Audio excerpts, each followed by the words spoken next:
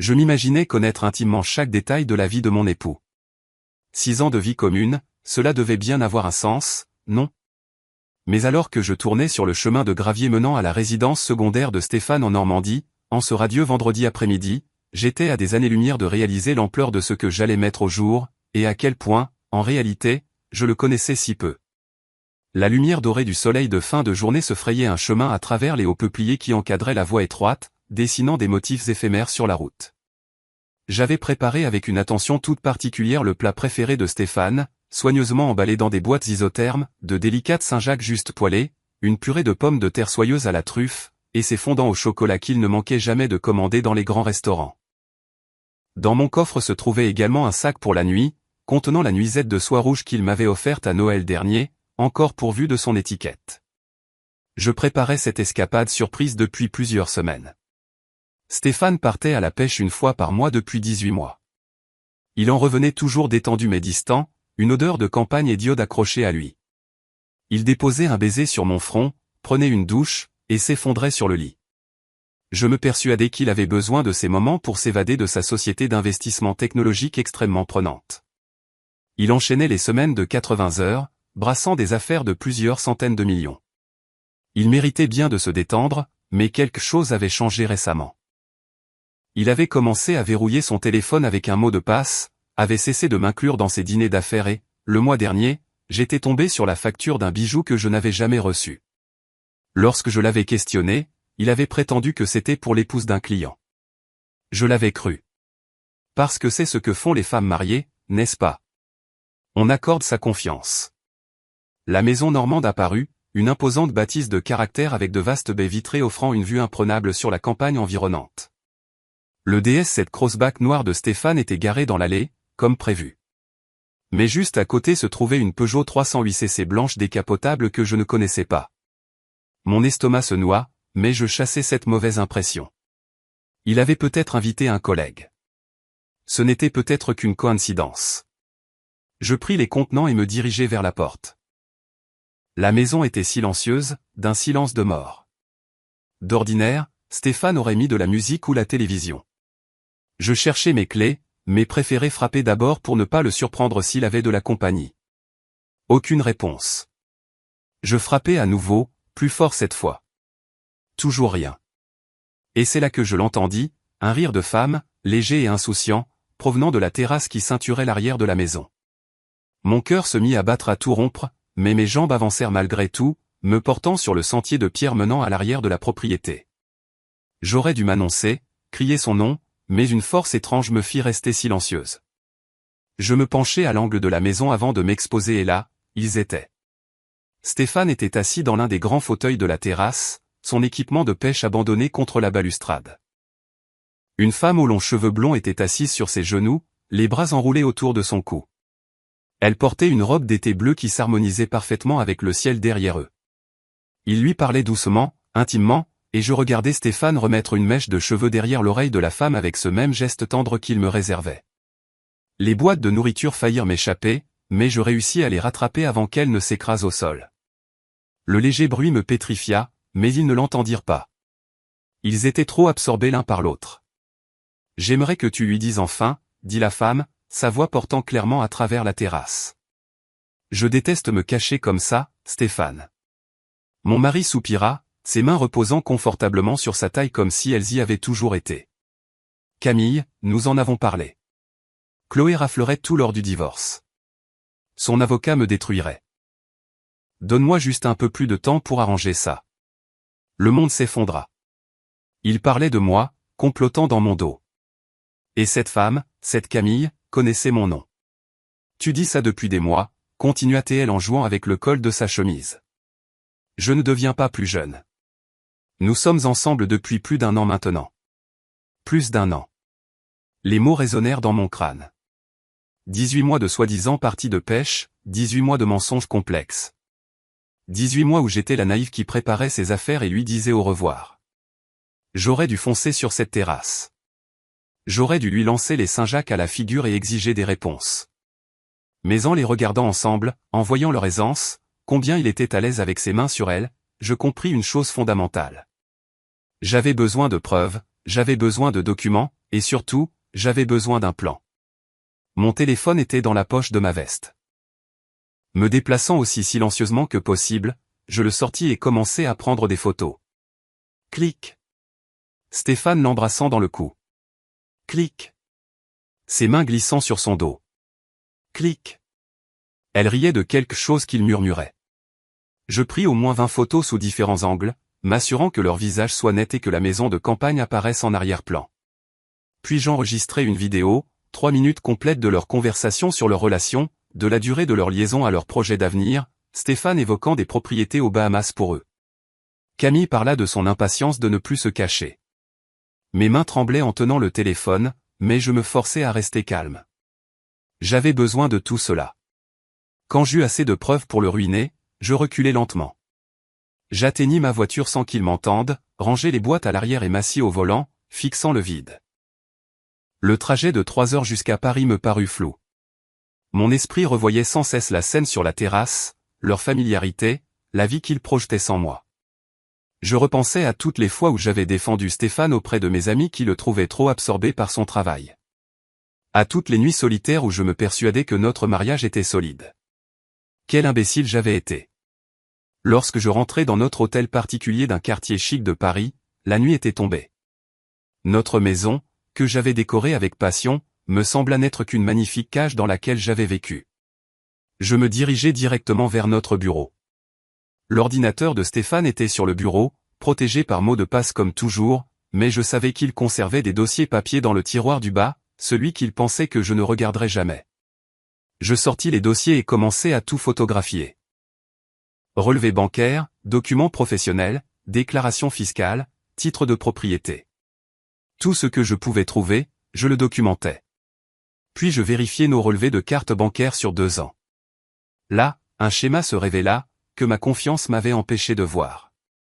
Des frais d'hôtel dans des villes où Stéphane prétendait être en conférence, des achats de bijoux tous les quelques mois, des dîners pour 2 dans des restaurants où je n'étais jamais allé, des livraisons de fleurs. Les preuves de sa double vie étaient partout. J'avais juste été trop naïf pour les voir. Je transférai toutes les photos et vidéos sur un cloud sécurisé, puis ouvris mon ordinateur pour rechercher des avocats spécialisés dans les divorces de grande fortune, connus pour anéantir les conjoints infidèles au tribunal. Il était 2 heures du matin quand je m'arrêtai enfin. J'avais une liste d'avocats à contacter, des preuves sauvegardées à 3 endroits différents. Et j'avais autre chose, de la clarté. Ce mariage était terminé, mais je n'allais pas partir les mains vides pendant que Stéphane s'enfuyait avec sa maîtresse. S'il voulait partir, il allait payer pour chaque mensonge. Je montai dans notre chambre. Demain soir, Stéphane rentrerait de son week-end, m'embrasserait sur le front et ferait semblant que tout allait bien, et j'allais le laisser faire parce que j'avais besoin de temps pour monter mon dossier. Notre mariage avait pris fin au moment où je l'avais vu avec Camille sur cette terrasse. Il ne le savait juste pas encore. Je pris mon oreiller et allai dormir dans la chambre d'amis. Allongé dans le noir, je ressentis un soulagement inattendu. L'anxiété qui me rongeait depuis des mois, l'inquiétude constante, tout prenait enfin sens. Je n'imaginais pas les choses. J'étais trahi, de manière systématique et délibérée. Mais il avait commis une erreur cruciale. Il m'avait sous-estimé. Il pensait que j'étais l'épouse douce et confiante qui ne le questionnerait jamais. Il allait bientôt découvrir à quel point il se trompait. Le samedi matin arriva. Pendant 3 secondes, je crus que tout avait été un cauchemar. Puis je pris mon téléphone et la réalité s'effondra de nouveau. Stéphane ne rentrerait pas avant dimanche soir. 36 heures pour me ressaisir. Je fis du café et m'assis avec mon ordinateur. Le nom de Thierry Moreau revenait constamment en tête de toutes les recherches. Il avait représenté 3 épouses de célébrités rien que l'année dernière. Toutes reparties avec des arrangements massifs. Son cabinet n'ouvrait que lundi, mais je composai un email quand même, le marquant comme urgent. Mon mari milliardaire a une liaison. Je possède une documentation complète. J'ai besoin de la meilleure représentation possible pour un divorce de grande fortune. J'appuyai sur envoyer avant de pouvoir douter de moi-même. Puis je me tournai vers nos finances. Stéphane avait toujours géré l'argent. Je me connectai à notre compte bancaire principal. Le mot de passe était Normandie 2019, l'année d'achat de la maison de campagne. L'ironie ne m'échappa pas. Le solde me fit littéralement halter. Plus de 800 000 €, juste là. Je commençais à parcourir les relevés. Stéphane déplaçait de l'argent constamment. Puis je trouvais quelque chose d'intéressant. Chaque mois, 25 000 € passaient de notre compte commun à une société appelée Société Immobilière Stéphane Berger. Je n'en avais jamais entendu parler. Une recherche en ligne révéla que la société avait été enregistrée au Luxembourg il y a 2 ans. 600 000 € dont je n'avais jamais eu connaissance. Je continuais à creuser. Des transferts trimestriels vers un compte aux îles Caïmans, des paiements annuels à quelque chose appelé Clearwater Investment, des charges mensuelles pour une société de gestion immobilière aux Bahamas. Stéphane ne se contentait pas d'avoir une liaison. Il cachait systématiquement des actifs. Mon téléphone sonna. Léa. Ma meilleure amie. Dis-moi que tu es libre. J'ai besoin de me défouler. Viens, dis-je. Apporte des croissants. J'ai beaucoup à te raconter. Elle arriva 40 minutes plus tard avec des croissants, du beurre, de la confiture et 2 grands cafés. Léa Dubois était ma meilleure amie depuis l'université. La seule personne qui me connaissait avant que je ne devienne l'épouse de Stéphane Berger. Elle jeta un coup d'œil à mon visage et posa tout. Bon, raconte-moi. Alors, je le fis. Je lui montrai les photos, la vidéo, les documents financiers. Je lui parlais de mon plan d'engager Thierry Moreau. Léa écouta en silence. Quand j'eus fini, elle dit, je ne l'ai jamais aimé. Quoi, Stéphane? Jamais. Il avait toujours l'air calculateur. Comme si tout était une transaction. Pourquoi n'as-tu rien dit? M'aurais-tu écouté? Tu étais si amoureuse. Des larmes me montèrent aux yeux, mais je les refoulai. De quoi as-tu besoin de moi? Demanda Léa. Aide-moi à comprendre tout ça. Nous passâmes les 4 heures suivantes à tout passer en revue. Il cache de l'argent, conclut-elle. Beaucoup d'argent. Ses comptes offshore, cette société au Luxembourg, il déplace des actifs hors de portée depuis des années. Elle me regarda sérieusement. Tu dois agir normalement quand il rentrera demain. Comment le regarder et faire semblant que tout va bien? Canalise cette actrice qui sommeille en toi. Joue la femme douce et aimante. Ne lui donne aucune raison de se douter de quoi que ce soit pendant que tu montes ton dossier. Laisse-le continuer à croire que tu es cette femme naïve jusqu'au moment où tu le détruiras. C'est là que ça m'a frappé. Je ne perdais pas seulement un mariage. Je perdais la version de moi-même que j'étais devenue. Je veux ma propre entreprise, dis-je soudainement. Chloé Chevalier Design. Mon propre succès, qui n'a rien à voir avec le fait d'être l'épouse de Stéphane Berger. Léa sourit. Voilà qui commence à parler. Construisons quelque chose ensemble. Pour la première fois depuis vendredi, je ressentis autre chose que de la douleur. Je sentis la possibilité. Le dimanche matin, je nettoyais la maison, retirant toute preuve de mes recherches. Je mis des draps propres sur notre lit. Puis je conduisis au marché et achetai les ingrédients pour le repas préféré de Stéphane, une côte de bœuf. Si j'allais jouer la femme dévouée, je devais le faire de manière convaincante. À 18 h, le DS7 Crossback de Stéphane entra dans l'allée. Je plaquai un sourire sur mon visage et allai l'accueillir. Salut bébé, dit-il, m'embrassant sur le front. Tu m'as manqué, répondis-je, surprise de la normalité de ma voix. J'ai fait ton plat préféré. Tu es la meilleure. Je l'écoutais monter, prête à jouer le rôle de ma vie. Léa avait raison. Je pouvais le faire. Car l'erreur de Stéphane n'était pas d'avoir eu une liaison, mais de sous-estimer la femme qu'il avait trahie.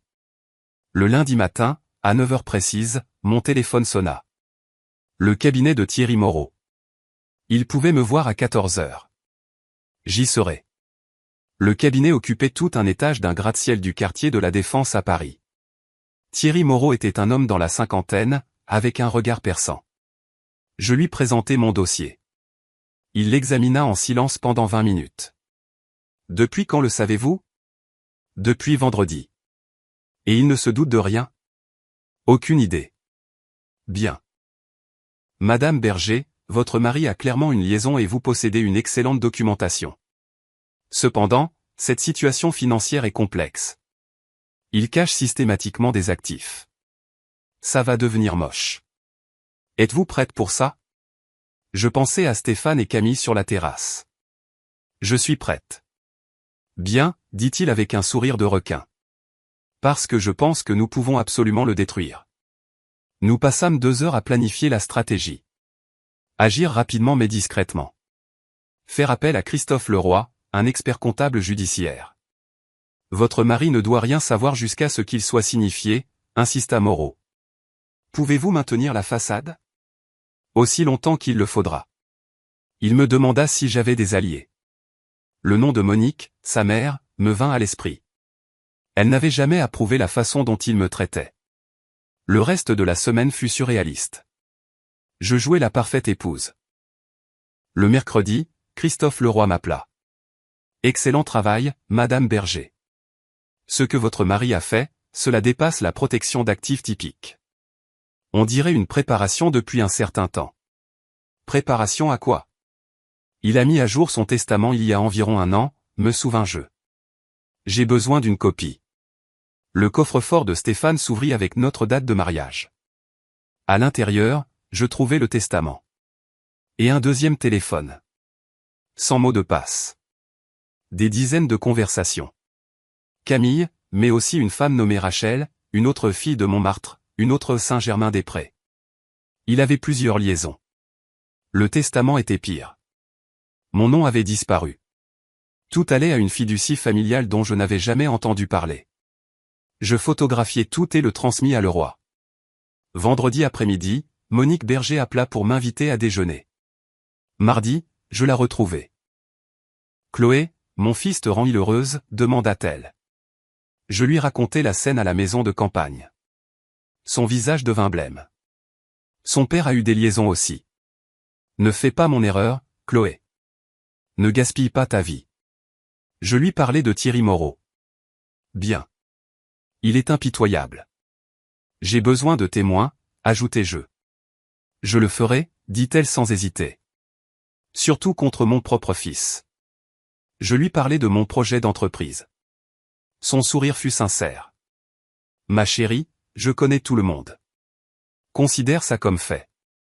Ce soir-là, Moreau appela. C'est pire que nous ne le pensions. Votre mari possède environ 48 millions d'euros d'actifs. Nous pouvons obtenir plus de la moitié, compte tenu de son infidélité et de la dissimulation d'actifs. Quand déposons-nous la requête? La semaine prochaine. Maintenez la comédie jusque-là. Je le pouvais. Car à la fin de la semaine suivante, les mensonges de Stéphane Berger allaient s'effondrer autour de lui. La semaine suivante, chaque interaction avec Stéphane fut une performance. Il se préparait pour sa nouvelle vie, juste sous mon nez. Pendant ce temps, je construisais ma propre fondation. Mercredi, avec Léa, nous louâmes un petit bureau dans un quartier artistique de Paris. Chloé Chevalier Design, dit Léa en collant les lettres sur la porte. Non. J'en ai fini avec ce nom. Appelons-le Chloé Chevalier Design. Il était temps de reprendre mon nom de jeune fille. Jeudi, Monique m'appela avec une première recommandation. Isabelle Mercier, propriétaire de l'hôtel du Vieux-Port à Marseille, avait besoin d'une refonte complète. Vendredi, je la rencontrai. 2 heures plus tard, j'avais le contrat et un acompte de 50 000 euros. Assise dans ma voiture, Moreau appela. Nous déposons la requête lundi matin. Stéphane sera signifié à son bureau vers 11 heures. Soyez quelque part en sécurité. Je serai dans mon nouveau bureau. Bien. Une chose de plus. Christophe a trouvé des transferts réguliers vers Camille Fournier. 10 000 euros par mois depuis 1 an. Il la payait. Ce n'était pas seulement une liaison, c'était une relation entretenue. Nous avons aussi trouvé autre chose. Camille Fournier est enceinte de 3 mois. Enceinte. Le monde se déroba.